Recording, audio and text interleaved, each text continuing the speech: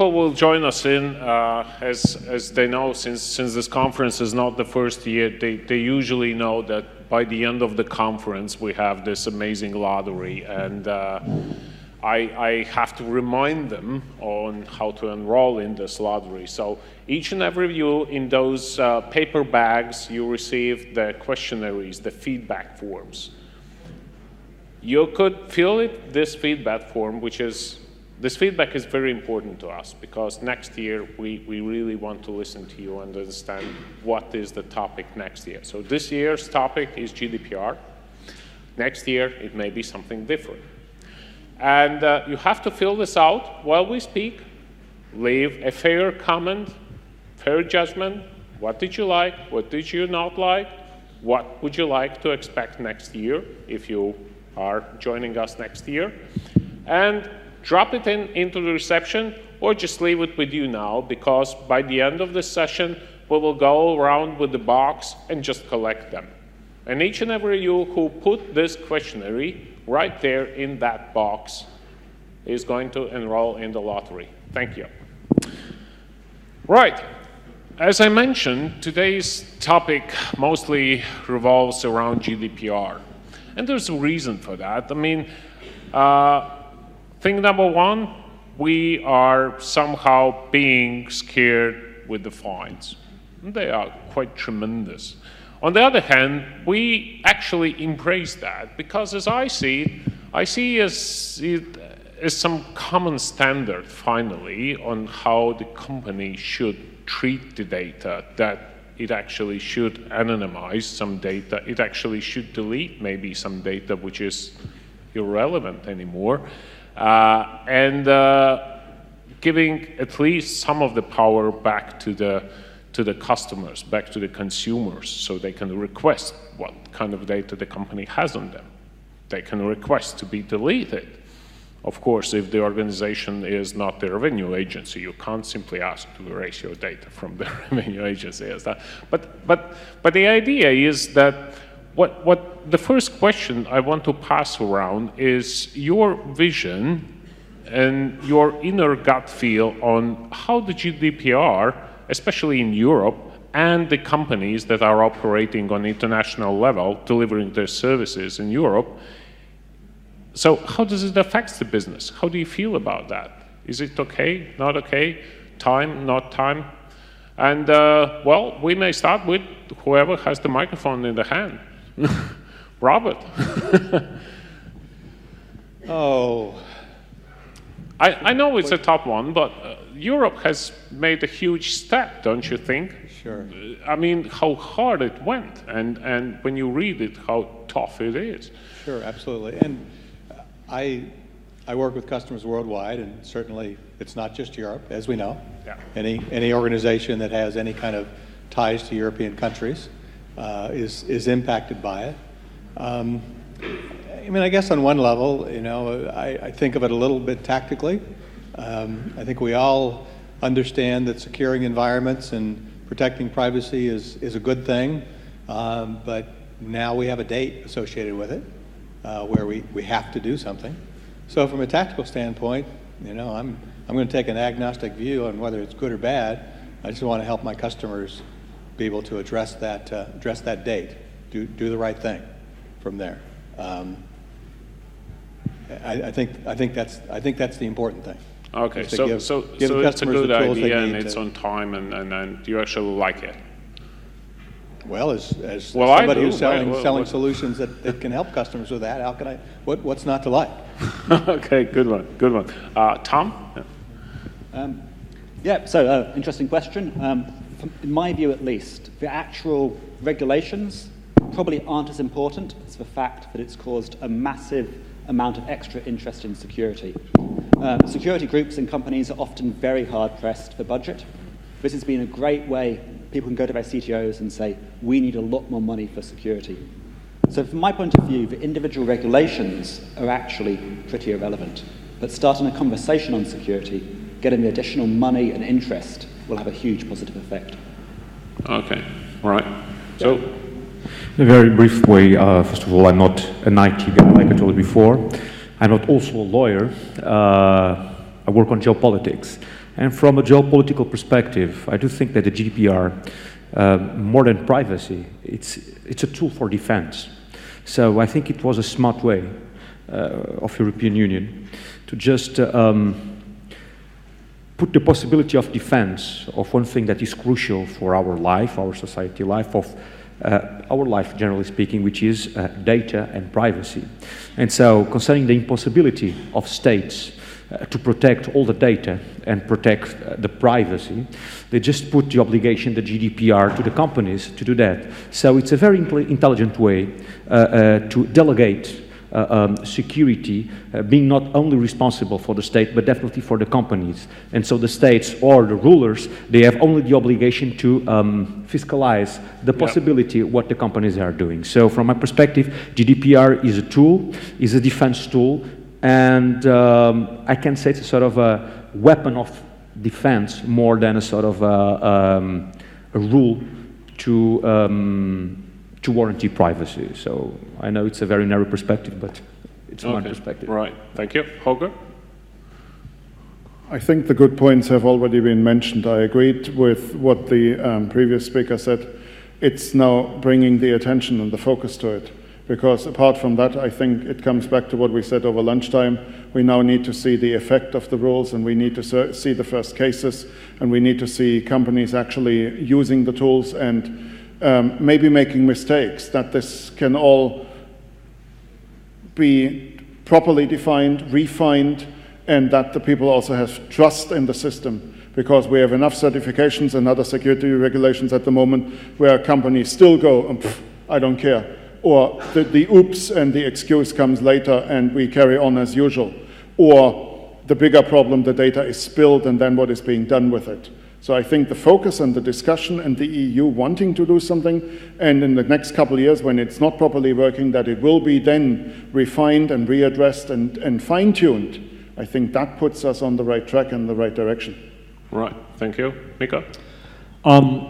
I agree with the previous speakers that the attention to security, of course, that's great. But let me make a note about disclosure, because one of the things GDPR changes is that companies, especially changes for European companies, is that they now have to start disclosing to their customers when they lose the customers' data. We've had laws like this in place for a decade in the United States, and that's the reason why we always hear about data leaks in the United States, but not necessarily elsewhere. Because if companies lose customer information, let's say an online store gets hacked and their customers' credit card numbers are stolen, if that company doesn't have to tell the customers, of course they won't tell the customers. Now that's going to change. Now they don't have a choice. They have to tell the customers, just like US companies have been doing for a decade. And that's bad for companies. I mean, of course, they'd rather not do it. Now they have to start doing it. For consumers, that's great, because if my credit card number is stolen from an online store, of course I want to know it. And so far, there's been no certainty in European countries if that's going to happen. From 25th of May on, it's going to happen. Yeah, okay. What Holger mentioned is the cases, and of course the companies are a little bit touchy about the cases subject because they are expecting some, not witchcraft, but they are expecting some cases to be like full scale, will show how it's done, and rest of you better be prepared cases. So the fines are actually quite horrible, and even if it's up to, it can make a significant damage to the company, which one thing is irresponsibly treating some data. Another thing is, we are constantly being hacked. We can't escape some things. Now the big question is, how do we deal with that? Now, would you believe it's more like a standard and it's not going to be that, or this is a case where we have to be very careful, it's going to be very harsh? How do you feel about that part? Anybody has, okay, Mikko. I've actually mentioned this before in other venues, but let me mention it here as well. One of the side effects that the 4% of your annual global revenues fine figure will create is that it's going to create a price point or a price level for online criminals.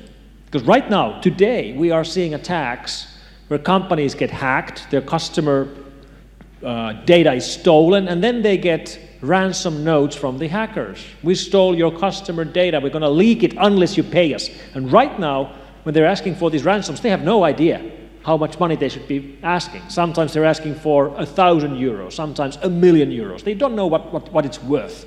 After next May, they will know exactly how much it's worth. It's worth 4% of the global revenues of the company, or a little less than 4%. You know, we're going to leak your data unless you pay us, I don't know, 3% of your global revenues. That's what we're going to start seeing next May.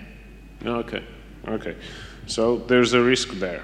So the second thing I wanted to pass around, which I barely touched last year at last year's keynote and panel discussions, was actually, yes, Robert had some of it mentioned in the presentation, and it's actually the artificial intelligence, the cognitive way of, determining the threats and issues and minimizing the risks. I mean, how do you feel the artificial intelligence is going to have an impact anywhere, anytime soon on, let's say, at least the basic crimes level? Now, if this machine can win Garry Kasparov and then now Watson can cook some recipes and can analyze my data if I feed it in, now probably as it grows, as we watch it, it should be quite smart enough to, to detect some basic level intrusions and at least make the low-level threats, let's say, easier to handle and automate that process. But that's just an example. But do you feel it has the future in terms of internet security of citizens, and of course attacks or prevention of that?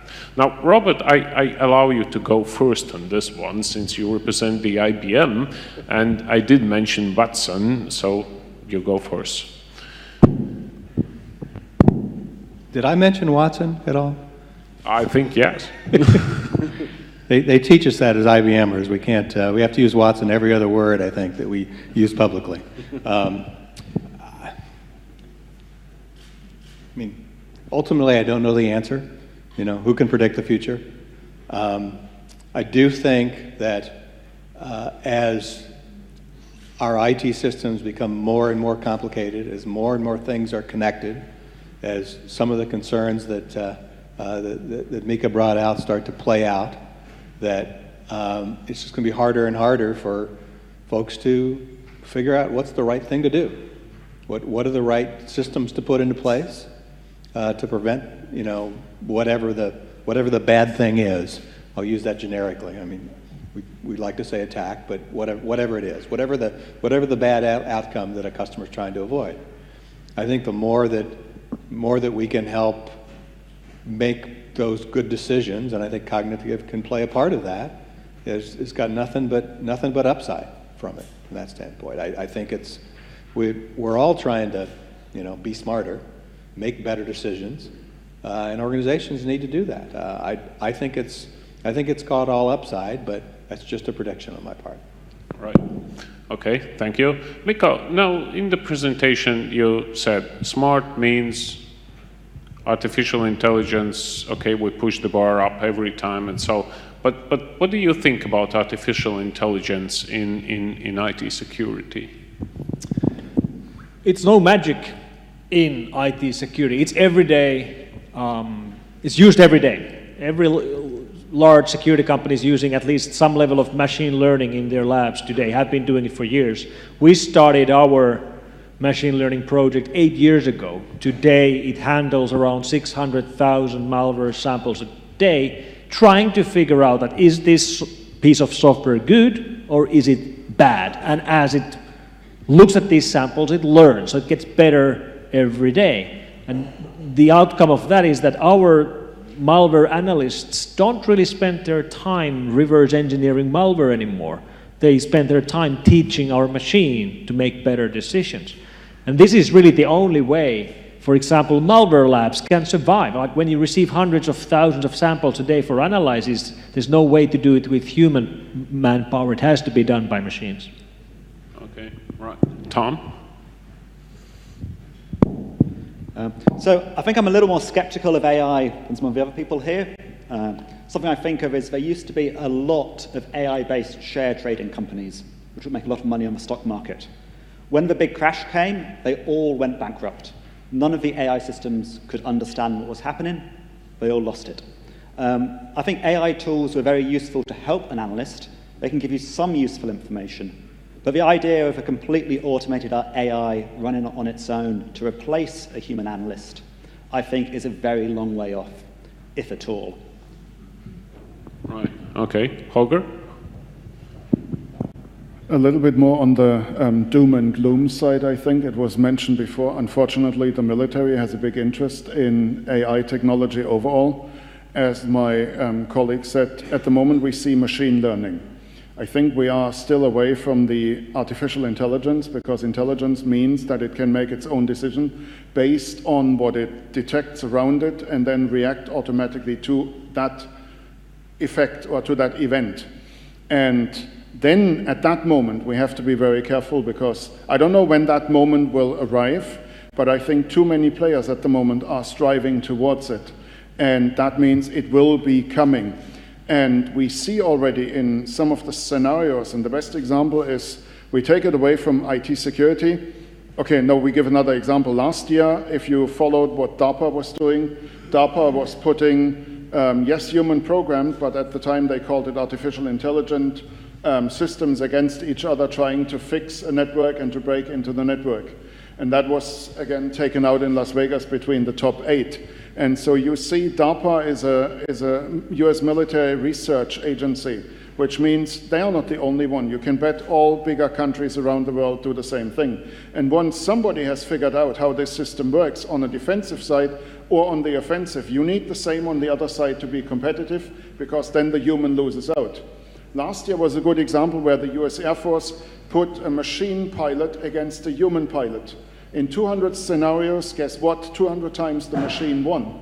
And the human pilot, it was one of their best, said he always felt outsmarted 5 to 6 steps at least. That means we are only, at the moment, only time saves us from the scenario that an AI will actually, maybe limited to its specialty field at the beginning, not replacing a human looking at the global phenomena that is out there, but in its specialty field, it will trigger a tremendous wake-up, and it needs, unfortunately, a response at the same level to be, again, on par with your adversaries. And when you look at the crime market at the moment, or the underground market, if we believe this then stays in the government level, I think we are mistaken. That will sooner or later either be spilled, sold, or developed by the criminals who have unending time and money as well, and motivation to do so.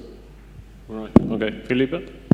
Yeah, I will say one common sense thing, which is I think it's quite difficult to reach artificial intelligence in the way that we are speaking. Otherwise, we will enter in a sort of a sci-fi scenario, just like hell from Space Oddity, or maybe in another dystopic perspective, the replicants from Blade Runner, from the reality of Philip Dick. But even though what defines artificial intelligence, just like Robert said,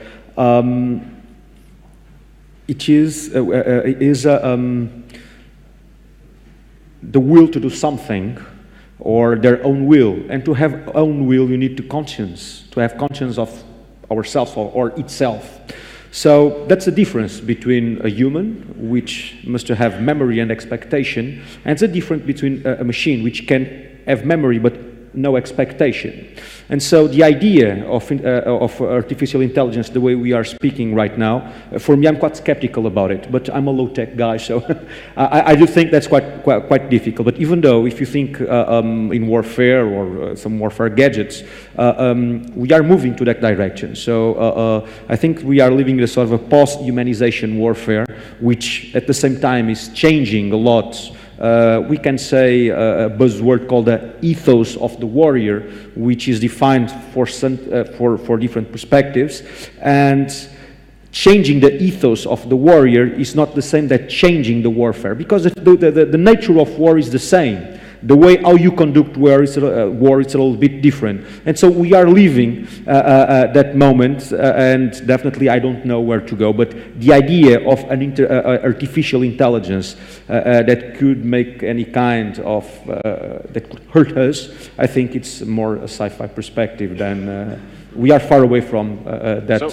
So you believe more in machine-assisted decision-making, not in intelligence itself. Okay, okay, all right. Thank you. My comment is exactly on this topic. That's one of the big thresholds. Like when there's a lot of pressure to let military robots make the kill decision on their own. Right now, they don't do it. We have lots of systems in place, including robotic guns and military drones, which could kill people on their own, but they're not. There's a human in loop, and human in loop for mostly the reason that we feel better, that a human made the decision. A machine didn't decide to kill a human decided to kill a human. But there's a lot of pressure to remove human from that loop. And the pressure mostly comes from the logic of, for example, military drones. You look at US drones doing strikes in Syria, they're mostly controlled from Nevada in the United States by humans operating the drones, which means there has to be a data link from Nevada, United States to Syria. And as long as you have a data link, it can be disrupted, it can be meddled with, it can be intercepted, it can be used to do, hijack the connection, at least in theory. And as long as that possibility is there, there's going to be pressure to remove the link. And the way you remove the link is that you allow the drone to work without the human in the loop. This is why there's pressure to do this. Remove the link so it cannot be disrupted, and it can do exactly the same job without a human being. And we probably should be, I really think we should be really, really careful about that decision. I hate the idea of robots deciding to kill people. Just a word about it. Most of the wars that at least the Western countries are fighting are insurgency wars. And so it's crucial for an insurgency war to have boots on the ground. And the tendency, or the trend, better saying, it's to put the soldier aside from the battleground, from a spear to the drone. So since the times of warfare, there is a change. So what I'm saying is that most of the insurgency warfares, they are fought, or they should be fought with boots on the ground, and most of all with some psyops, social operations, psyops, that helped not only to fight the war, but also the day after, to avoid grievances that will create another war. And the example of the failure of technology in warfare, for me, it's the drones. It's my opinion, of course.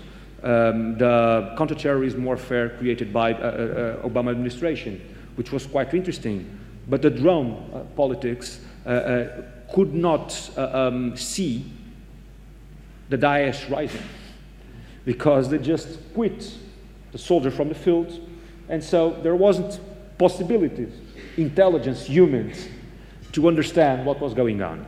So what I'm saying is it's a paradox. In one side, we have a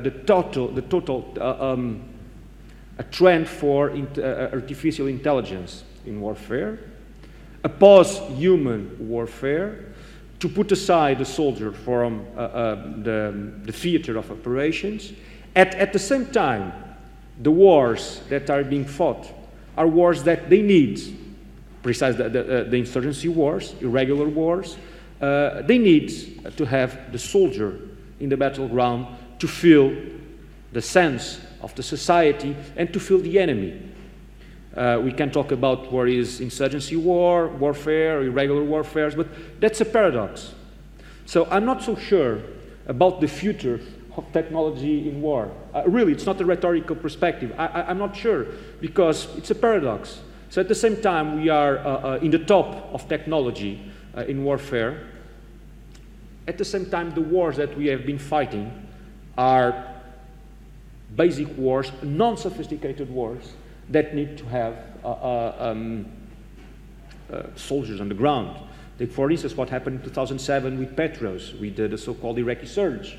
So the counterinsurgency was quite successful because there were people on the ground. So yeah, just saying. Yeah, no, it's just, you know, every conversation sooner or later leads to military. Now, I was more emphasizing the cybercrime issues and server protection and things like that. But, you know, somebody told that, you know, the internet was designed by the military. Whoever remembers that, maybe it was. But So that's not true. The internet was designed by academics. Yeah. Absolutely. As an academic, I want to make that clear. It's an academic designed and built network. It wasn't built by the military. Okay, thank you very much for that comment. Power to the people. Right, okay, let's thank our panelists. Nice round of applause. Thank you guys very much for your time. I hope you guys have successfully filled out the questionnaire forms, the feedback forms. Thank you. Thank you. Yeah.